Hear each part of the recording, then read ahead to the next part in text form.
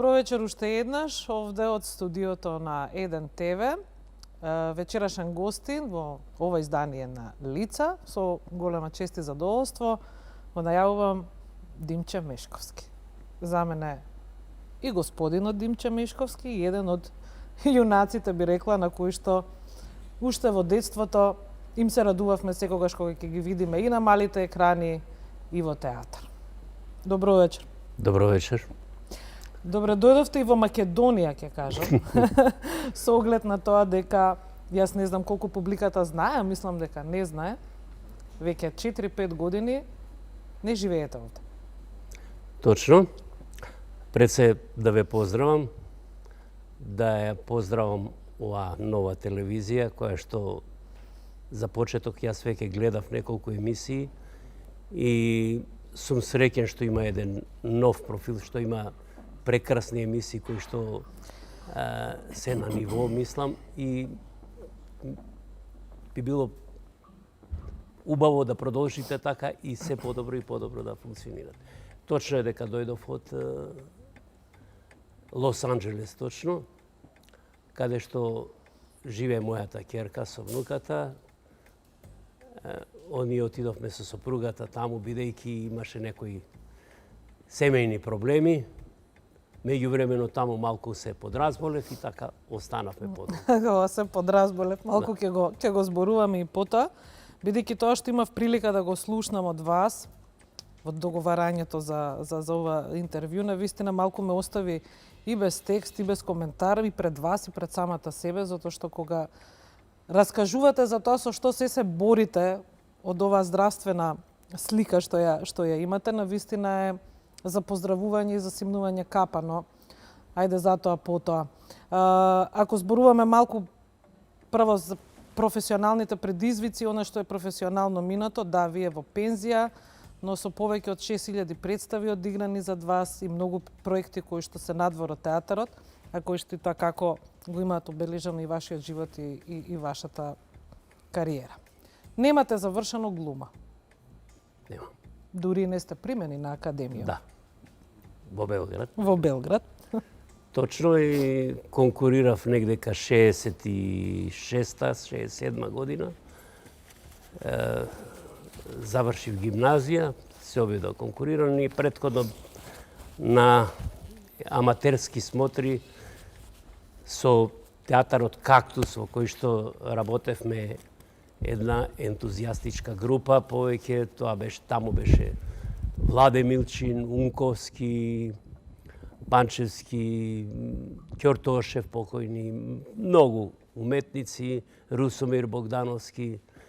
Правевме еден така прекрасен театар со чешки сатири, полски сатири. Беше тоа навистина квалитетна работа и како такви бевме и на фестивалот на Хвар, кај што одеа најдобрите југословенски аматерски представи. Таму исто поминавме многу добро, мислам беше најдобра представа. Во жирито беше, председател на жирито беше еден професор на Белградската академија, познат Хуго Клајн, професор доктор, кој што неколку од нас ги покани на академијата, кај што отидоа после и Милчин, и Ќортошев, и некои други. И јас, мом? Но вие не. Да. И јас се обидов, меѓутоа јас не отидов да се представам кај Хуго Клајн, односно он беше во жирито на режисери, јас бев за актерска игра, за глума, не ме примија, бев многу разочаран, се вратив, меѓувремено статирав во Народниот театар, добивав и некои мали епизоди, се отвори конкурс во Драмскиот театар, се обидов, влегов и на пробна работа една година, 67-ма, ме примија со решение мене и мојот колега Дади Едни од Ангеловски. ретките кои што се без академија глумачка, но дел од ќе речам и тогаш голем и сериозен театарски Апсолутно. ансамбл. Тоа беше интересно, јас во исто време кога добив решение од театарот, добив и покана од Софиската од бугарската телевизија, ова академија, бидејќи професорот, големиот Бојан Данов, кој што претходно режираше во Драмскиот театар, ме покани и јас бев во една голема дилема, дали додам на Академија во Бугарија или да си го чувате местото. Да си го чувам местото. Се одлучив нормално со договори со моите родители, се одлучив да останам и мислам дека не сгрешив. Драмскиот театар е долго време матична куќа, но како што реков, не е единствениот, да речам, проект на кој што работите низ животот и низ кариерата. Верувам дека многу мина ги знаат и ги паметат и женски оркестар, и проектот Кикурику кој за жал неодамна сгасна, и уште театарче Лево Ќоше, македонски народни приказни и така натаму и така натаму. Секако и серии, голем број на серии, како и голем број на филмови. Филмови, се извинувам што те прекинувам, филмови немам многу, освен Викенд на мртовци, имам телевизиски филмови. Телевизиски филмови, да, тие во истиот пакет ги ставам. Да, Викенд на мртовци е нешто што е, ќе кажеме, култно. За подоцна подготвивме едно парче кое што ќе го погледнат и нашите гледачи, претпоставам дека е филм кој што нема гледач кој не го одгледал во Македонија. Денес кога разговаравме, имавте една реплика која мене ми остави вака многу голем впечаток за тоа која е вашата филозофија на животот и колку веќе ништо не е исто и колку животот одеднаш може да се смени. Мојата филозофија беше работам за да живеам. Многу работев, а ќе ви кажам една приказка како сето тоа почна. Јас сум од едно скромно семејство, родителите мои беа првоборци, татко ми, кратко ќе кажувам, татко ми беше целата војна по затвори.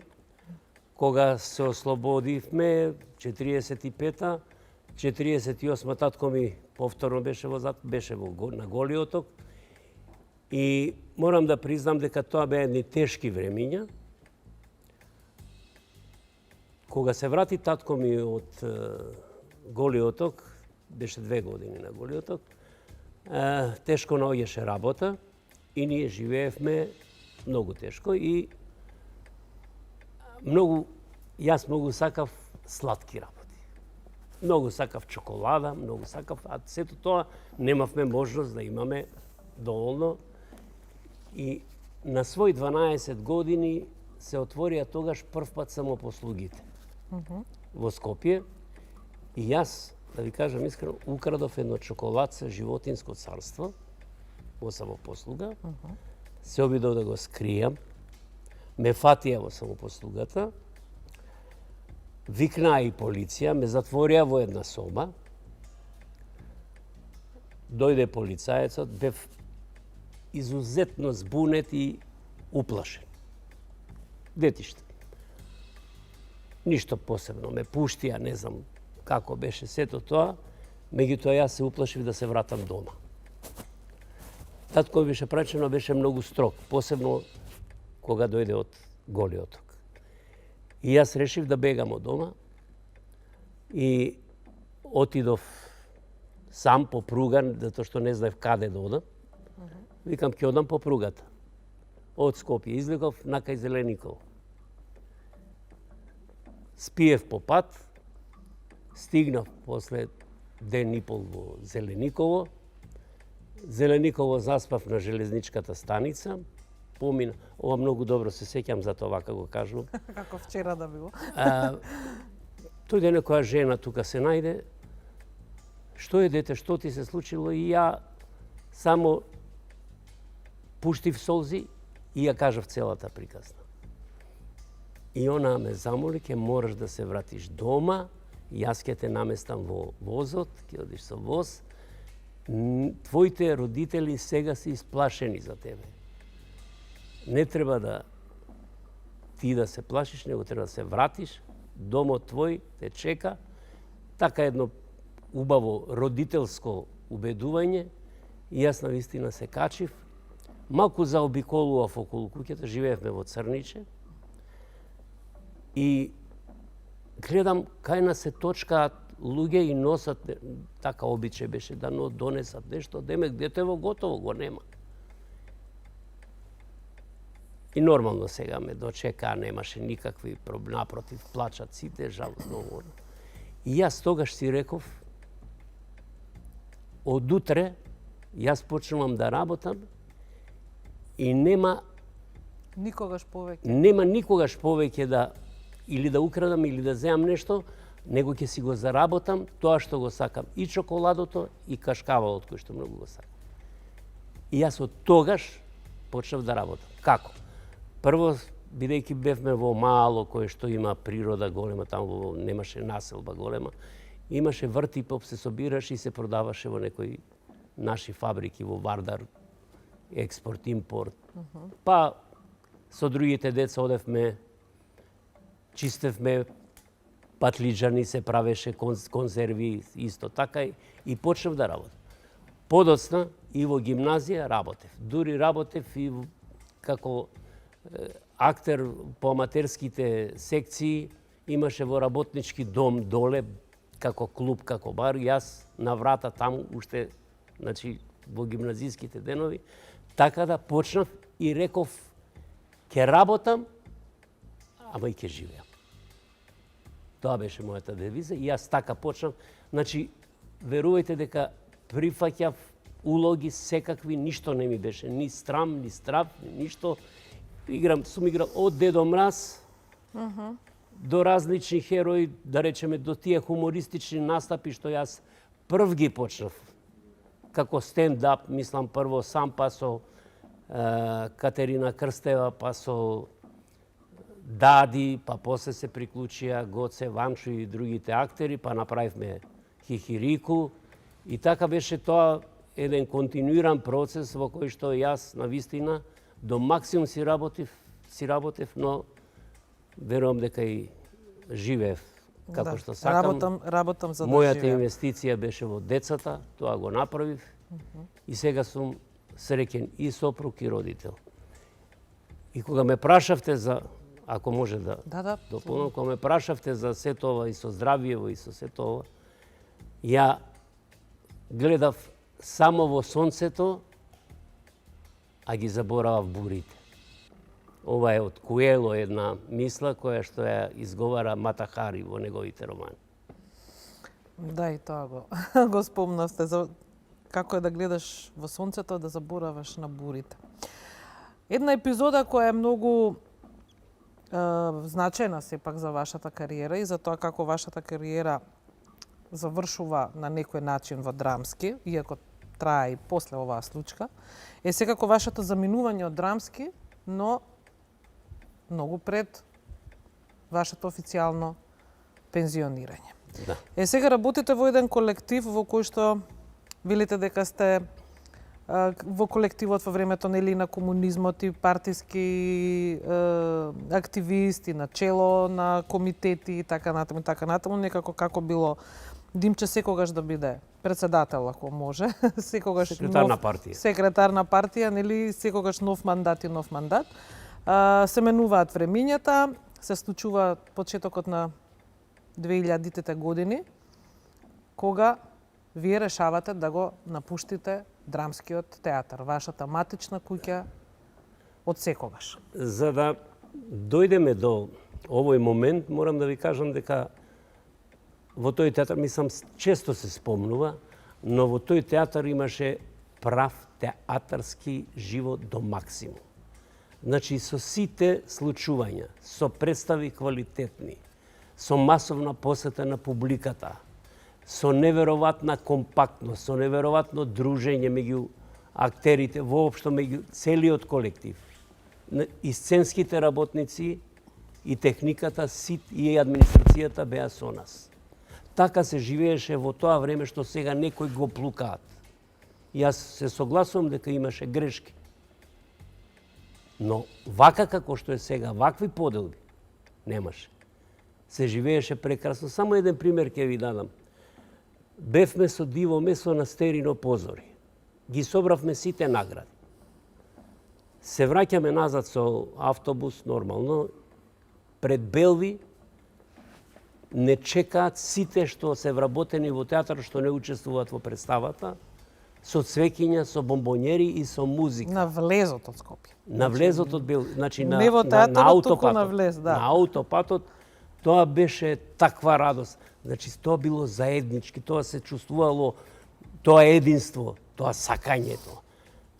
Мислам дека е неповторливо тако нешто. Да не зборам за нашите седенки во бифето, да не зборам за тие дружења, да не зборам за театарче Лево Ќоше кој што се играше на малата сцена, па се остануваше до 2 до 3 часот, сите пеејки, сите веселејки се, а утредната се продолжува да се работи до максимум. Во моје време во театарот се игра и детски представи. Ние имавме преку ден детски представи, навечер игравме вечерна сцена или младинска сцена. Тоа немаше ни ограничување, немаше да се плашиме, немаше. И тоа беше еден живот во таква динамика, ама и со радост, и со задоволство. Некој ќе рече, па и тоа и сега се случува. Не е точно. Не е точно. Прво, театарот мој драмски, без разлика на себе сега дојдов скоро, не е тоа, и пред да одам, не е тоа што беше. И сега ќе се надоврзам на приказната за моето напуштање на театарот. Негде тие, еве сега не се ни сеќам точно која година, прв пат Министерството одлучи да ни наметне директор по нивна волја. Мислам, тоа беше закон и во ред. Меѓутоа, во театарот сите реагиравме, повеќето реагиравме, дека не е во ред да ни наметнат актери кои што никогаш не работеле ништо менаџерско, ништо со администрација, и сега наеднаш ќе работат, да речеме, еден од актерите што беше предложен за директор, секој на проби, секој доаѓање во театар доаѓаше во 12 часа. Како ќе биде тој директор кога утрената треба, да речеме, да се решат проблеми со струја, со телефони, со сето тоа, а тоа се решава наутро до 10 сати. Мислам дека можеме да кажеме за кого зборуваме, затоа што сите знаат кој бил директор тогаш. Добро, тоа е Сенко Велинов. Беше назначен за директор. И морам веднаш да се една дигресија. Сенко Велинов е одличен актер. Значи тоа нема ништо врска со Но не си актери, нити може од да која бидат партија, директори. нити ништо. Едноставно сметавме дека не е тој човек за директор. И многу брзо после тоа и си отиде.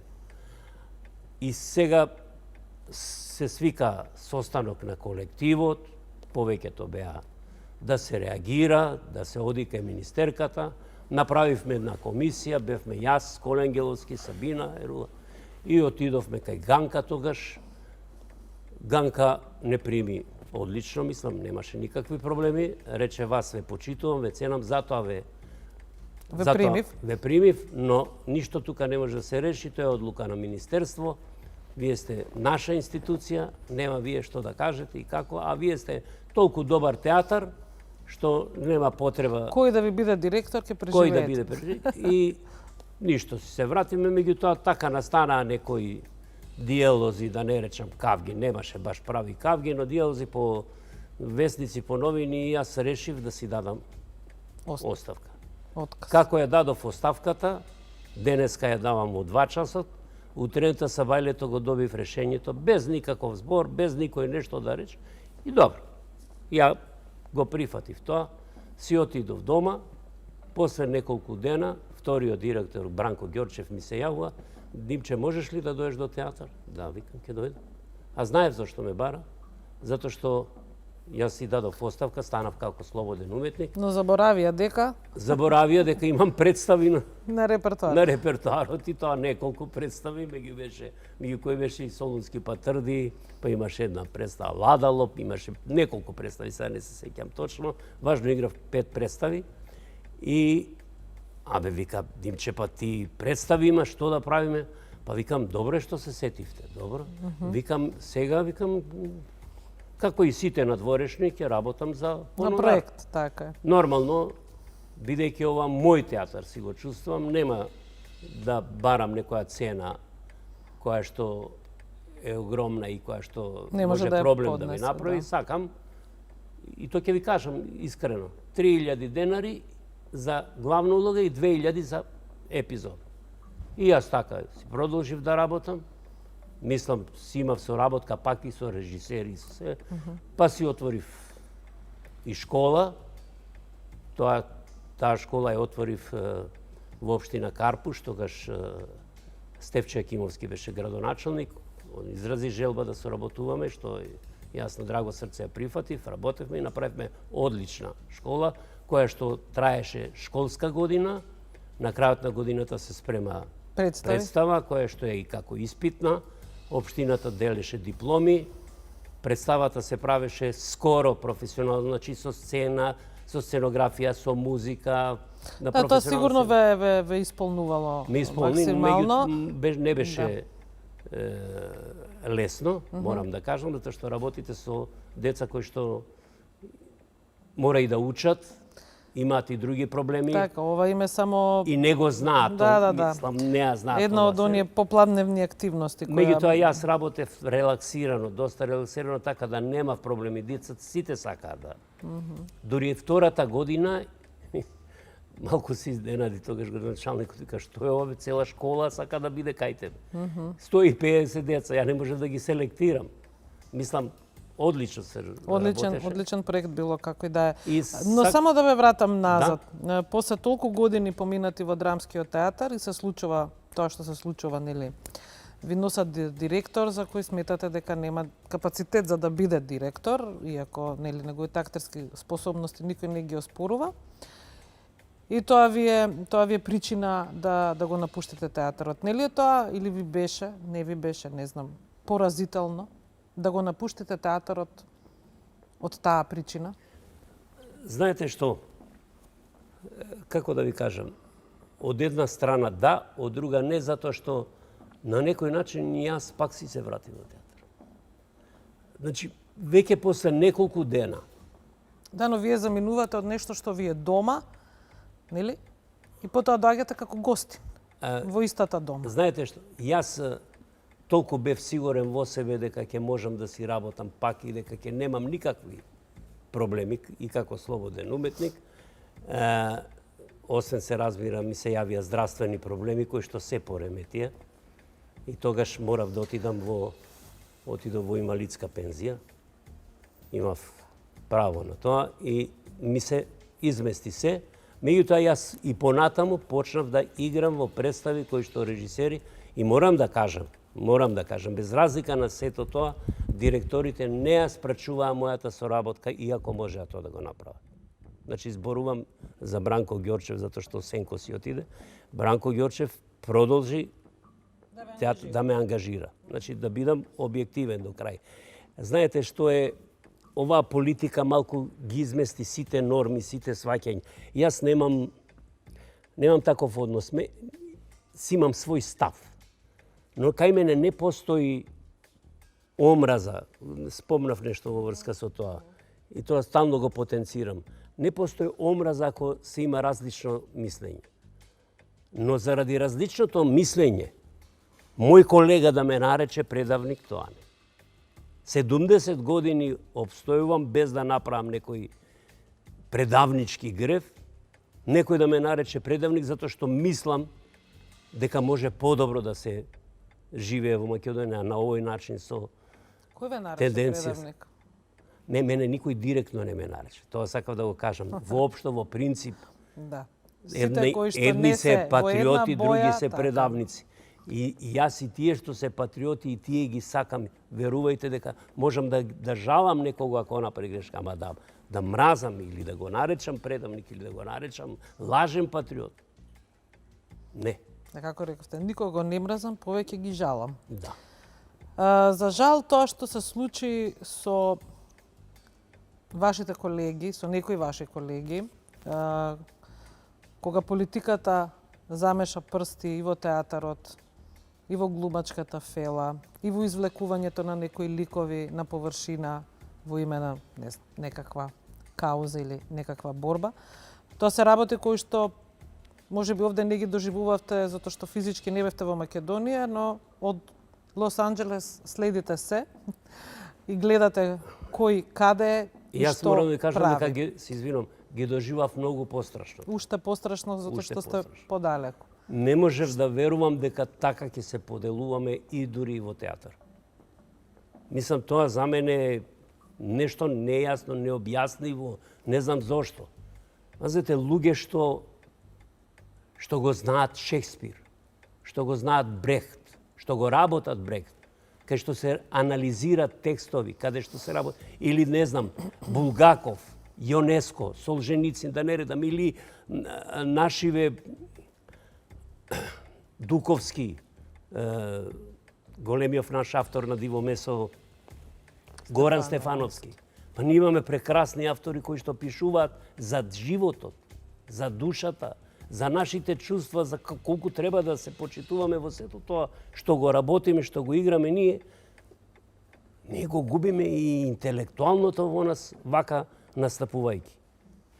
Не ме сваќате збор, не зборам конкретно, било да е од едната, било да е од другата страна. Не може со омраза, со негативизам, со не знам, ќе дигаме во стание. Зошто? Како го коментирате статусот кој го објави вашиот колега Владо Јовановски? Тешко ми е да кажам. Многу ми е тешко. Иако имам став за тоа. Владо е исто, одличен актер. Меѓутоа не смееше да каже една работа. А тоа е, барам, многу добро го памтам и го читав таму, барам ефтин, пластичен, експлозив и додаток ќе има војна. И после тоа се случи 27. Не можем, не доаѓа до мене. Не му се лутам, се чудам и го жалам. Го жалам, искрено го жалам. Ама не може, мора да се, или на мојата колешка спомнувањето на долгите ножи. Зашто? Против кого? Како другите да не се народот. Само една страна е. И не, тешко ми е да зборам, затоа што сакам дебати за ова. Јас сакам да се спротиставам на ставовите, не да се спротиставам на нешто на партија или да се спротиставиме со ставови, со мислење, ама да бидеме коректни, да бидеме честни. Јас имам 73 години сега. Зар во моите 73 години предавник станав сега? Затоа што мислам, никој директно не ми рекол предавник, затоа што мислам дека ако би рекол, навистина би се навреди. Ама рекоа за мои колеги, затоа што мислат поинаку, рекоа за сите нас што не мислиме исто. И се подбуцнуваат и се прават разни игри кои што не се фер. Ја не ги оправдувам ни и од оваа страна, и од другата страна, и од кај што се демек предавниците. И тие кога навредуваат, и тие кога обезличуваат, кога обезвреднуваат. Апсолутно сум против. Седни, машки, ќе седнеме, ќе дебатираме, ќе разговараме. Имавте ли прилика да дебатирате со Ванчо Петрушевски, Гоце Тодоровски? Немав, а ќе ви кажам зашто немав. Се видовме и се изгушкавме. И немавме можност. Јас него го сакам затоа што сум работел со него низ цел свет. И јас ја памтам неговата фаца продуховена, весела, а не за заедничка Македонија, кај што е целиот избезумен и една фаца што не се објаснува. Што не ја препознавате, мислиш? Тој снимак. Што не ја препознавате, Што не ја препознавам. Кај него не ја препознавам. Тоа отворено ќе му го кажам, меѓутоа немаме прилика да... Како рековте, на прва се видовме, се изгушкавме. Се изгушкавме. Па, знаете што значи да толку години работите со... И никогаш не се имало вакви проблеми.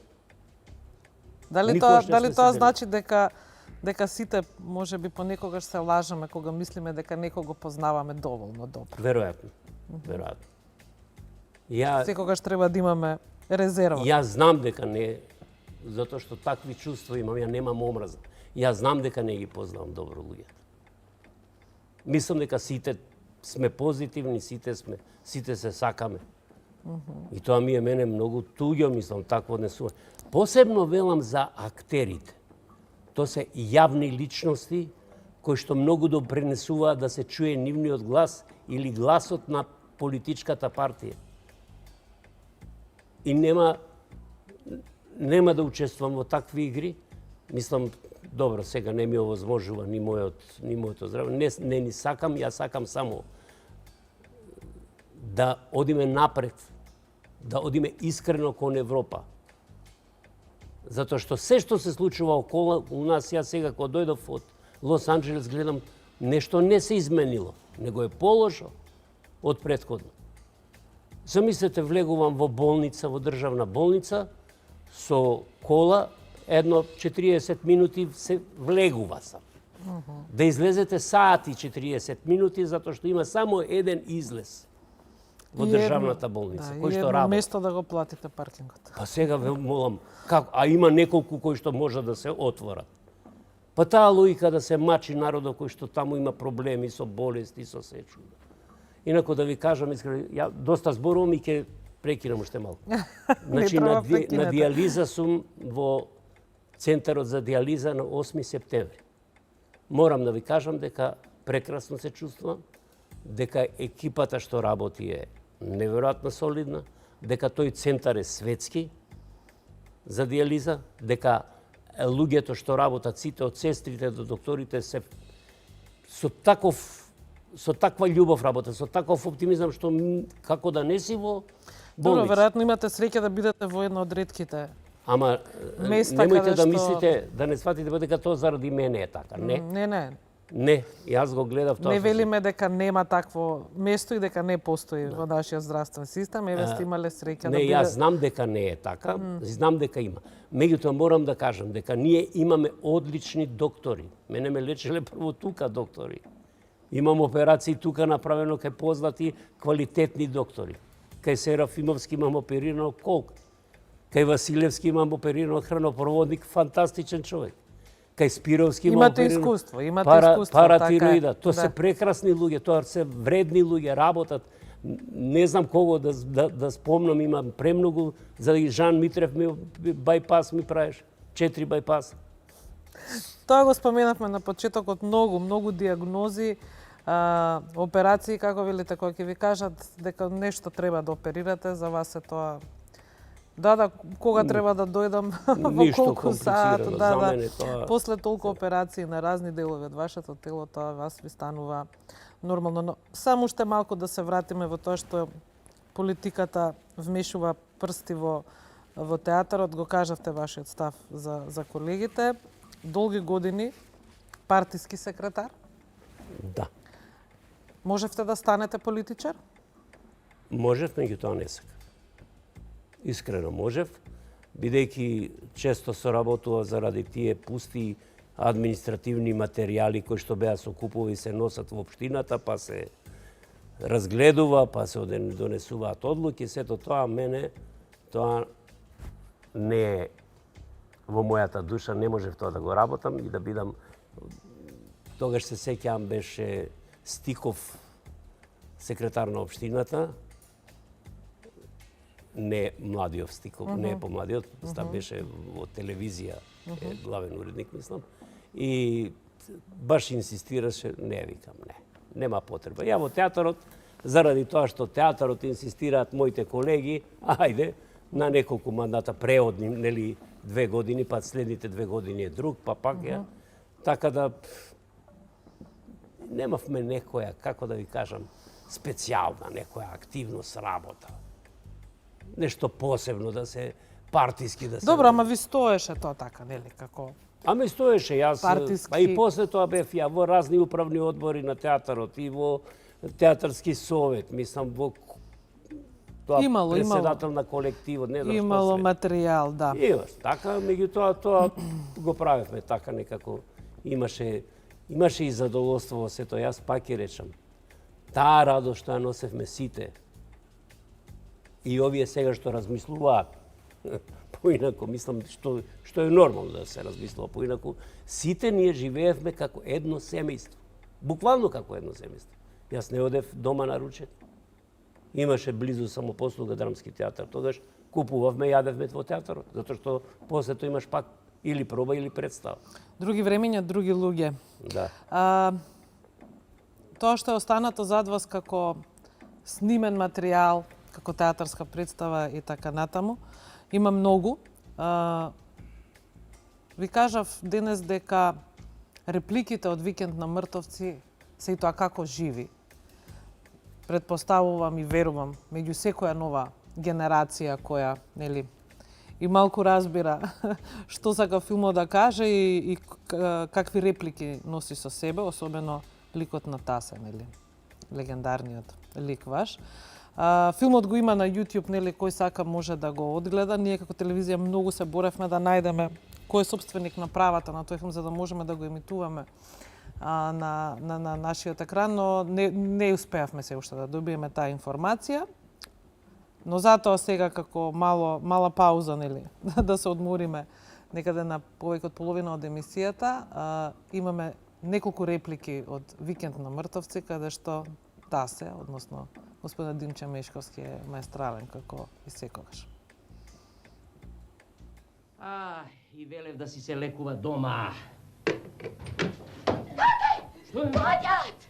Но невозможно, сега разговарав со Цанде по телефонов, како дојде? Тојот директор со секретарката. Леле, брзо, ајде, ваму, сите, ваму! Брзо! До мене!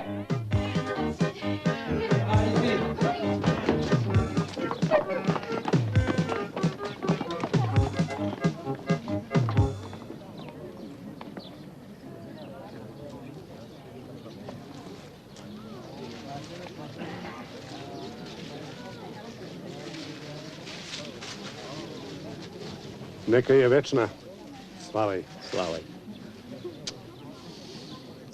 Сите ќе умреме. Нико не живее вечно. Да знам, другар директоре, повелете.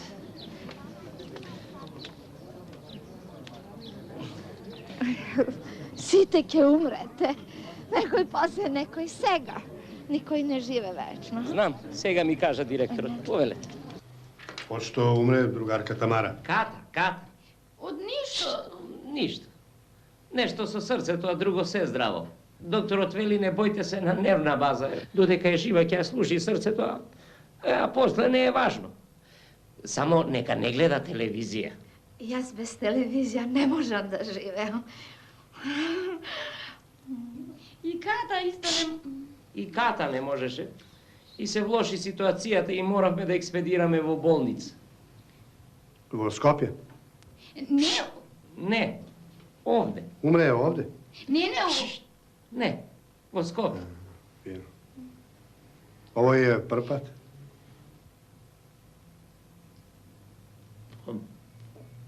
Прв, ова до сега не се случило.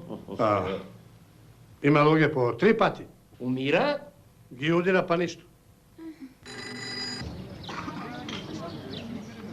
Ово нема у Београду. Да, у Београду не умираат. Овој ваздух чист. Зуни ко стакло. О, е 11:30. Ако не стигне... Ако не стигне, ќе одржиме закопот. Ја, во Белград така ги одлагате закопите, нема кворум и готово. А кога ќе закопаш? Како кога? Нега, жив ќе го закопам. Мисија, пајак, крем, бекутан. И велев да си се лекува дома. Свашта. Чиј жалост е ту битан? Ни ковчегот ни она во него. Исплачи се, че ти олесни и шта? Тачка. Ката nije загинула у авионску несреќу една. Таа умре најлегално во наша државна болница во наш главен град, најнормално. Пулс нормален, уреа нормална, столица нормална, АКГ нормално, се нормално. И шта? Ништа. Утре, задутре, нејзините коски во вреќу или туп во мојот ковчег? Мицо, викај ги охриѓаните.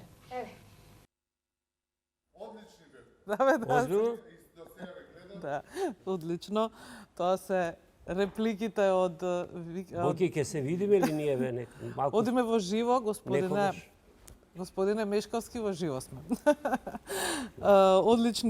Одлични реплики. Се надевам, извадивме само не се надевам, знам дека извадивме само еден дел, има уште многу, но овие се тие кои што се најчесто повторувани, да речам, во обична комуникација меѓу луѓето. Самите ми кажавте дека имате чувство како да сте малку подзаборавени. Дека ве подзаборавиле што колегите, што публиката. И дека тоа чувство до неодамна ви било многу свежи, многу живо, но... Или се уште е така? Толку бев присутен, преприсутен пред тоа, и на сцена, и на телевизија, и на радио, и на јавни настапи, што кога помина овие 4 години, гледам, има разни емисии, возат, говорат глумците, мене нигде ме нема, си викам. Чекай, не ве спомнува? Не ме спомнува. И викам, добро се случува, нормално, се као го прифаќам, ама пак внатре во душата малку се чувствувам така празно. Ова се случува додека сте уште во Македонија или сега откако не сте тука го имате? Не, тоа? откако не сме. Откако не сте. Во Македонија тоа чувство сум го немал воопшто. Таму, па, мислам и со сите тие работи што ми се случија, и семејни, и болести, сето тоа се уште повеќе надградуваш. Така да, осеќав малку дека си викам, ме заборавија луѓето. И се враќаме со авион и слетуваме во Виена, и сега во Виена треба да се качиме на авионот за Скопје. И бидејќи јас имам проблем малку со ногата, влеговме први со сопругата, седнавме. Како кој влезе? О, господин Мешковски, о, господин... Чекај бе, Марица, викам, не ме заборавиле луѓето. Јас сум мислел така. Така малку драго. Ние сите... Мислам, во Скопје ми се наполни душата. Ми се наполни душата. Искрено ми се наполни. Да не зборам после тоа и во театар бев и на представи неколку, гледав се во театарското бифе, пак свраќам скоро секој ден, се гледам со луѓе. Кажавте, доаѓате овде и полните батерии. Полна батерија. Во Америка е малце по осамено Па, во видите, однос на социјалниот живот, предпоставувам. Да, социјалниот живот, меѓутоа морам да кажам, тоа е кај мене се случува. Не значи дека сите така живеат. Него јас со сите проблеми што ги имам, прво не возам кола, не смеам да возам. Инвалид сум сега, не можам да се движам многу. Порано јас исшетав со велосипед таму, не смеам да возам, затоа што од велосипед си ја скршив ногата после операција на колкот и така неколку инциденти настана и повеќе седам дома. Гледам iPad, пратам се што се случува овде, гледам неколку Значи со мислата сте филмови тука, како и да е. доста читам книги. Тоа ми е И со мислите така, тука, и со повеќе мислите, отколку таму. како ќе го пуштам iPad-от со нашиве случувања и јас сум тука со мислите. И многу често сонувам дека сум тука. И многу често сонувам дека сум на представа и не го знам текстот. Тоа не знам зашто ми се случува. Никогаш не сум имал проблем со текстот, затоа што јас сум од оние глумци што знае да импровизира, инверзии да прави, така да не сум имал, ама буквално не сум имал проблем. А особено кога ги играв тие комедии, нормално драмските текстови, текстовите во стихови што се е потешко, но јас и на тие работев, имав одлична меморија.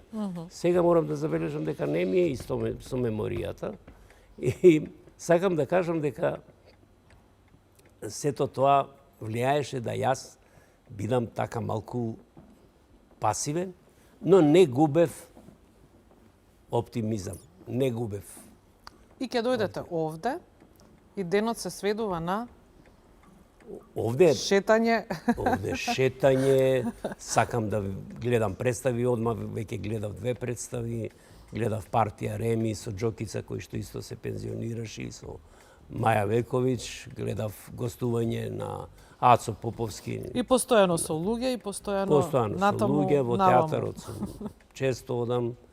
Имам пријатели доста, правиме, така се собираме и забави некој. Бев, дури и малку бев во Грчка, со Наташа и така еден до максимум активен живот. Така. И си ја сакам, мислам нека се збори што сака. Ама си ја сакам Македонија. Ама сакам да оди напред.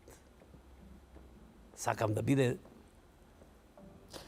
world without borders. Ве прашав дали се дружите со диаспората, поточно дали се дружите со наши луѓе во Америка, чисто нели за да имав имате неколку некој пати дружења по и тоа по моја жив ритам. иницијатива. Отидов во Лос Анџелес во црквата кај што се собираат нашите. Имаше така за Великден, за Нова година, за Божич се собираат. Отидов 2-3 пати. и Морам да кажам дека не сум одушевен многу. Ме пречека, ме замолија да кажам, да настапам, беше преполна салата. Завршив и сега седнав. Немаше ни место за седење, мислам, не ме удостоија малку повеќе.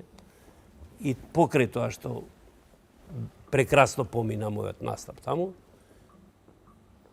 па едно саат и пол почна да водителот да говори кој колку дал за донации. 5-10 долари, 5-10 долари. Па кога рипнаа некој дека не биле запишани во списокот, и некако ми остави лош печаток тоа, таквиот однос. на вистина зборуваме за 5 и 10 долари или На за... вистина. Добро, имаше некој и по 20. Добро, ами овие за 5. Инцидентно имаше некој што беше бизнисмен што даде 100 долари, имаше еден или двајца, но не е битно тоа. Мене ми е друг муабет. Доаѓа, гостува таму Наум Петревски со Благица Павло. Со Наум Петревски се дружам, ја се знаеме од кога од пред да стане професионален со пеењето. На некои наши гостувања во Струга се запознавме, многу убаво се дружеме и така тоа остана едно пријателство. И доаѓа, ми се јавува мене попот, вели, доаѓа Наум Петревски, дали ќе сакаш и ти да дојдеш пак нешто да ни кажеш. Ова е второто. Викам, ќе дојдам. Ама, знаеш, немаме пари да те платиме. Не, реков, не сакам пари, јас ќе дојдам. Најмногу да ги видам и Наум Петревски и нашиве луѓе, да направиме убава вечер, ќе дојдам. Викам, имам една молба. Јас не имам кола, вие сте далеку, ако може да ме земете со колата, ќе дојдам. Чекав 2 саат. На Наум Петревски му купив еден убав подарок за детето. Нити дојда, нити ми се јавија. И не сакам таму веќе да одам. Лошо. Гледав нашиот филм, го прожектира, мислам, пратам и тоа дали има некои наши гостувања. Го гледав Ослободување на Скопје. И тогаш се разочарав исто. Во салата имаше само уште едно семејство од 3 луѓе македонци. Другите посетители беа срби, хрвати и американци. И тоа исто така. Немаат време за Вика, нема кој да филм. поздрави, да аплаудира, да се... Мислам, не знам што се случило. Не знам, нешто мора да се менува и во диаспората и воопшто во нашето живење. Зборувавме за кодот на македонецот или на македончето, како повеќе сакате да го кажете, нели до тоа, за тоа колку можеме да си вродиме омраза едни кон други, буквално без причина. И веројатно е нешто што го имаме само ние, не знам дали има такви искуства во друга земја или кај други народи. Да се поделиме по бој. Веројатно го има сегде, но не така изразито како во нашава земја. Не така изразито. И затоа тоа останува наш код. А затоа 5 века За жал. сме биле под робство. Ние нешто реагираме, се фалиме, ние ништо немаме посебно направено. Мислам, не сакам да ги навредам тие што биле и револуционери. Меѓутоа, ништо конкретно точно да се знае, да се прави една држава, да се... Сето тоа беше нешто половично, нешто несигурно. Па вие замислете, најмногу што мене ме доболе, па ќе се вратам на таа тема, макар да не. жртвите, музеј на жртвите на комунизмот. Па што беше Југославија? Пиноче, диктатура, имаше грешки. Апсолутно стоам дека имаше грешки. Но не така за да правиме музеј на жртвите на комунизмот. А жртвите на ВМРО, кај што ВМРО-вците се истепале меѓу себе, повеќето, зашто то треба 8 музеи да се направат низ цела Македонија за жртвите на ВМРО. Тоа е страшно, ги читам убиствата и атентатите, нарочно зедов да ги анализирам. И ќе ви кажам нешто. Мој прадедо е Протугеров. Генерал, прав прадедо, мислам, од мајка, од страната на мајка. Што правил Протугеров? Се предпоставува дека го бил Тодор Александров. Што правил? Само со Ванчо Михајлов, заради тоа убиство, почнале да се убиваат меѓу себе. Ништо друго не правеле. Само се клале, се убивале, се до 36-та година. Од 26-та, не се сеќам точно, до 36-та само убиства, праќале своји луѓе и се убиваат. Вака како револтиран, таму повеќе читате токму таква литература, историска. Читам, се заинтересирав да прочитам многу, ама добро, морам да признам, не сум лаик сум за многу. Така, повеќе информативно, но ве скокот кај сакате да знаете повеќе. Токму заради она што самиот го кажавте, кога ќе се видам со некого, а не се согласувам, сакам да дебатирам. Па веројатно во име на таа подготовка сакате да прочитате повеќе. Пред крај уште една мала пауза, вака ќе направам, со женски оркестар и Болва Вулва, исто така, легендарни и маестрални. Јас си турвам амоњак и точка. Мацо, што се правиш важна? Ти клавиш амоњак, па нема секој уко за уредување на станак. Зато пак мојот стан е поуреден од твојо и не е расфран со разни плячки милиња. Мој стан? Да. Мој стан е уреден у јужно-македонско-балкански, бугарско-турски стил, ако сакаш да знаеш. Да. Ус машни флонга, флинти флюшки, ус грчки вазни, ус се е уреден. Гнездо полно со прашинишче мор. А мојот стан джидро ми го месече целио со врешчи, со јута, со джиздоите се светли, чисти, чоти. Поселски е твој стан. Што ми кажи, кој ти го правеше? Дуле ти го уредавше? Дуле. Поселски е уредано. Твој стан личи на поликлиника, ако сакаш да знаеш. Ус плочки, ус камајн, ус керамиди, ус такви работи. И колски тракала. Да, и тракала има на него. Ти ако си болна да живееш у станку ти поликлиника, јас не сум болна. Заш болна, шо ми пали? Заш болна? Крила ти палят па да летниш, шо те фале, бе. Шо ми пали? Види се каква си почтуку корена така, види. Амор точно имам подочници, зашто имам љубовник, што многу ме сакат, па не ме остава да спијам. Море, тоа да не е Харватин, па още ти ваѓа на вечерот.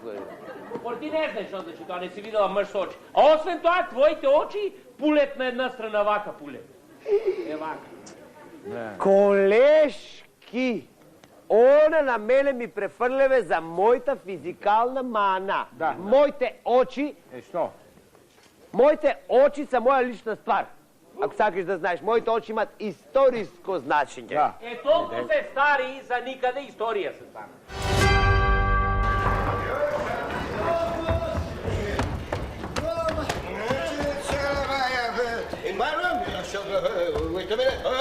Ечени! Виж, полковник, господине. Барате ли некој, господин? Барате ли некој? Дозволете да ми полете. Дозволете. Малку лево, десно. Ете. Господе Боже, како блудак. Вака малечко. Бош! Молам. Ѓубре. Господине. Свињо. Јас сум господин Шандебис, директор на Босна Ойл Компани. Мило ми е. Александар Македонски. Абе, собре, кувај се! Собре, кувај ли бре? Облекувај ли брата? Зашто? Ќе ти кажам јас тебе тоа, ајде. Добре. Облекувај се веднаш. Ово е луд, комплетно луд. Кој, што? Не. И веднаш? Веднаш по твојата дупка пјаничице. Господине, госпоđo, ti ima nerve napad. Јас имам 3 брата. Gospodine, ti ima nerve napad. Па ми гледате го доктор Финаш, па ќе тајде побрзо. Доктор Финаш! Леле. Кај го најдов овој будала, кај го запуста. Батисте.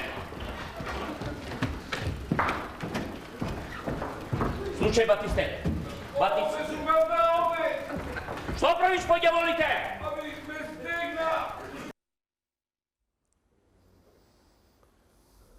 Так, Болва Вува повеќе од 350 пати одиграна, Солунски патрди и повеќе од 400.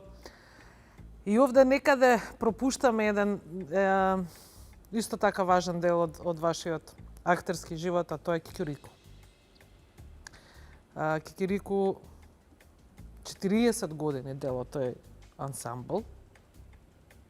Веројатно кога заминавте во Америка, престанавте да бидете дел од екипата или порано? Малку порано пред тоа. Имав нели здравствени проблеми, малку порано пред тоа, дали 1 или 2 години.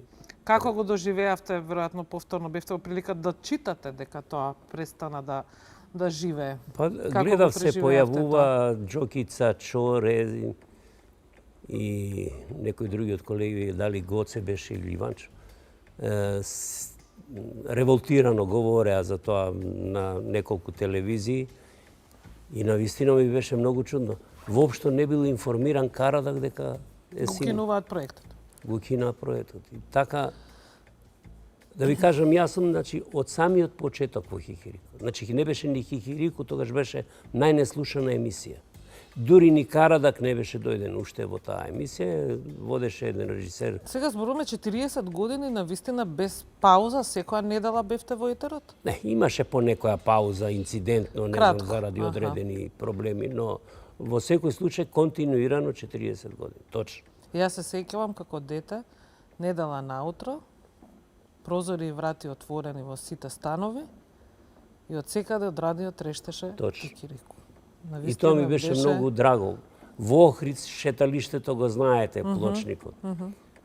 И ние баш со Дади колку пати, мислам дека најчесто одевме во Охрид тогаш, одиме од еден кафич Кикирику, од друг кафич, другиот скеч го слушаш, викам, овие да не пратат нас што ги пуштат. Тоа сегде се слушаше Кикирику и тоа толку ми беше драго што така и успеавме со таа емисија. Видете, таа емисија е хумористично-сатирична. Значи, кога не беше пред да дојде Карадак, скечеви имаше, но не беа така разработени. Сега беа споени со музиката и музичките точки беа сатирични. Дел од приказната, така беше дел од сето тоа врзано. Значи, тоа беше тимска работа. И на техничарите, и на снимателите, и на Карада, како и наша на актерите. И тоа беше на вистина едно прекрасно постоење и мене ми беше жал и покрај тоа што не сум тука, што се прекина тоа. Како рековте, некои работи брзо се менуваат и ништо повеќе не е исто. Не, ништо повеќе. Кажавте на почетокот како родител најголемата, најдобрата инвестиција се секако вашите деца. И сега велите јас и моите 4 граци. Тука и сопругата и внуката. Сопругата, двете ќерки и внуката. Јас затоа преска реков, не знам дали го кажав тоа мислата на Куело за дека гледам во сонцето, сонцето мое се овие 4 граци. И со нив живеам и се надевам дека ќе живеам уште и среќно, и задоволно, и се борам во животот, имам мотив, одличен мотив, навистина, прекрасен. А внуката колку ми е сладка, морам да го спомнам тоа. Значи, она што сите ние сакаме на некој начин, таму ја затекнавме ние на 6-7 години. Еден збор не знаеше македонски. Ја научив, мислам, се разбира и со помош и на сопругата, ја научивме македонски, што ми е многу драго и сега говори одлично македонски. Ми беше желба да почне да чита книги. Меѓутоа и реков на јасна на ќерка ми, ќе и најдеш само прво да чита детска белетристика, да го засака читањето. И сега чита нон-стоп. И такво задоволство има затоа што станува и поелоквентна, говори убаво, супер е училиште, убаво девојче и сум пресреќен дедо. Мисијата на дедо Да. до сега Да, до точно сега така. успешна. За крај, бидејќи 4 години сте во Америка, јас ве прашав и претходно ќе ве прашам и сега. Постои ли дилемата за тоа каде да останете? Многу тешко прашање. Постои дилемата. Точно. Таму ме лечат феноменално. Мислам, не ме остава Само дигресија, колку диагнози имате во моментот? да ги редам. Па некако бројка кажете ги, еве. Па едно 11. 11. Значи, и сега се вратиме. Убав 11. здравствен систем, добро ве О, лечат. здравствен, мислам, јас пак ќе речам, нашите доктори се добро, меѓутоа таму целиот систем функционира. Бар за нас пензионерите, јас толку колку што гледам, макар да и за другите, ако си А и климата ви регулираат со одговара? осигурањето, тоа е. Климата е феноменална. Тие две работи за мене се Многу важни. значајни за да останам таму. Меѓутоа, ово овде што го живеам, што го живеев, што го поминав и со професијата и со целокупниот мој живот, се што ми се случуваше во животот, тешко го мислам и нешто не го заборавам, него нон-стоп ми е во главата овој живот во Македонија. А кој е еден и единствен збор кој ви паѓа на памет кога ќе се сетите на Македонија?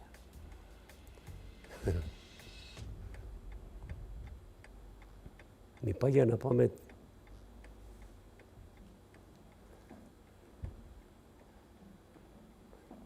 не знам дали да